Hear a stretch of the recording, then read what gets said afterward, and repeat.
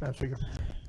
Gentleman from St. Mary's. Thank you, Madam Speaker. Can the floor leader rise for a quick question? Because you said something during that last amendment exchange that kind of caught my ear, and I want to jump up during the amendment and stuff. You said that the landlord, the property owner, doesn't have to accept these.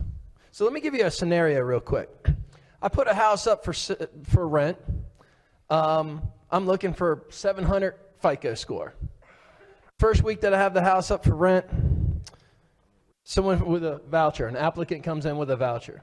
I run their credit check and they say they have a 630 credit score. Pretty good for a voucher holder, but not what I'm looking for. After about a month, 6 weeks goes by, I've already been out a couple mortgage payments. I missed a couple rent payments because the place is vacant.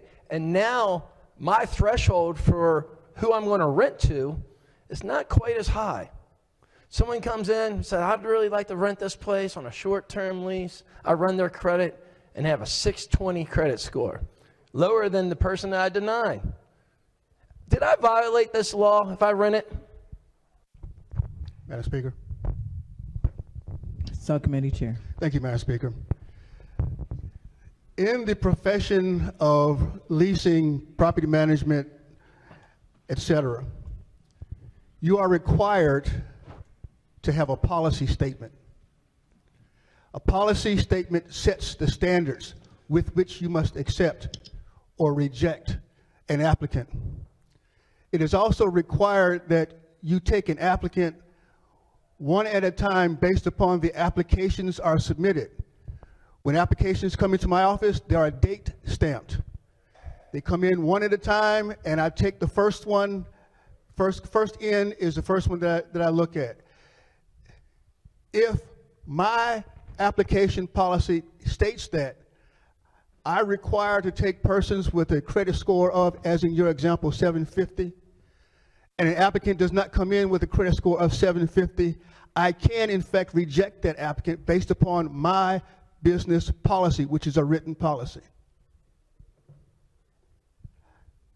I think that answers your question. Yeah, it answers my question. Thank you, Mr. Floor Leader. On the bill, Madam Speaker, on the bill, look, there's some significant penalties for violating fair housing. We all know that, and Mr. Floor Leader said that these policies have been in effect. But the problem is now we're changing who these policies apply to.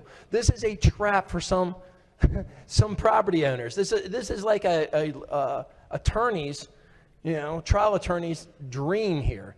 And this is like, in my opinion, nothing but like you're forced to accept this via lawsuit. It's a gross violation of property rights. We keep talking about affordable housing and mixing it up on this. This has nothing to do with affordable housing. Absolutely nothing at all. People want to talk about affordable housing. Here's the problem. You have more people than houses. Price goes up. That's affordable housing. The limiting factor on this is not whether someone takes a voucher. It's about how much money is put out through HUD. You look at my county, in St. Mary's County, we have 1,200 voucher holders. The wait list is 3,500, 8 years long. You look at nearby Charles County, they're not even accepting applications anymore, and either is Calvert County.